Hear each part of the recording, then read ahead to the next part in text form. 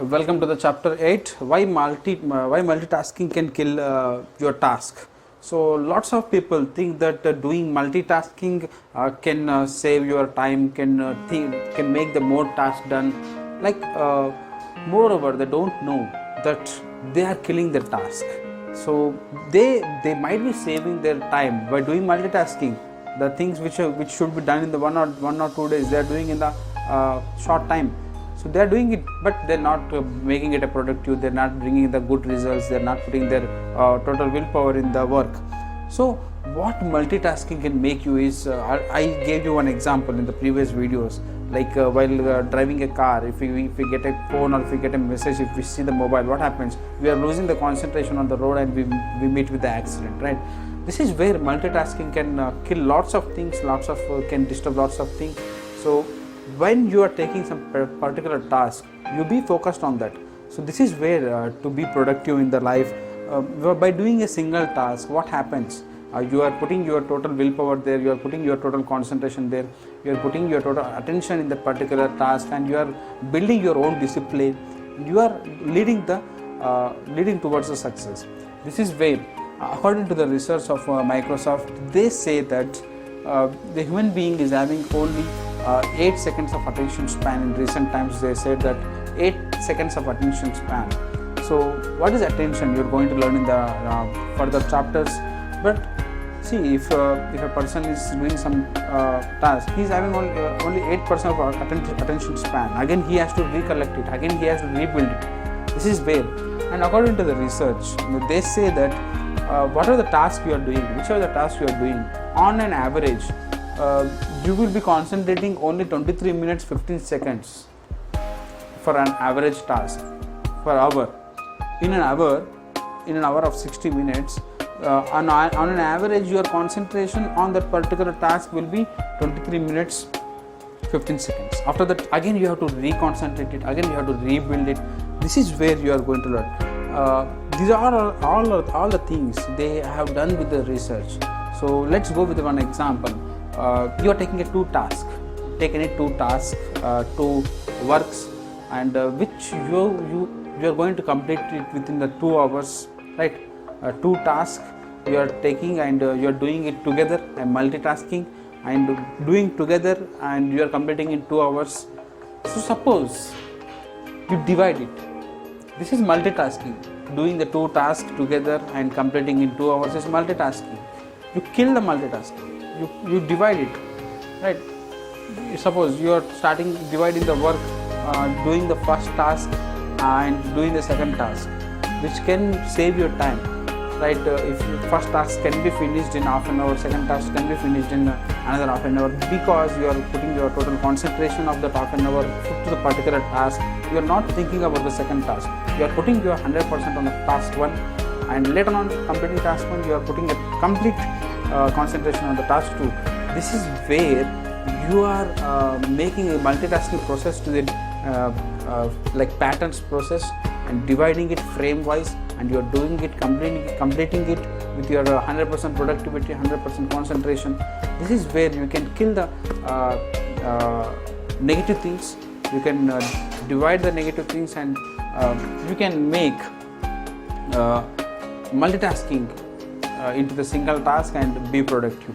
So right, so according to humans, there are any task if you are taking, if you put your total discipline, suppose 75% discipline you are putting in any task, you will achieve a huge productivity. Though we can't put 100% discipline, we can put it with practice, right?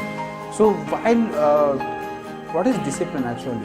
So when we start some task, we get into the comfort zone, we get some challenges, we get some difficulties. In those times, we are building a discipline. We are making a mindset. We are making our mindset to focus on the task.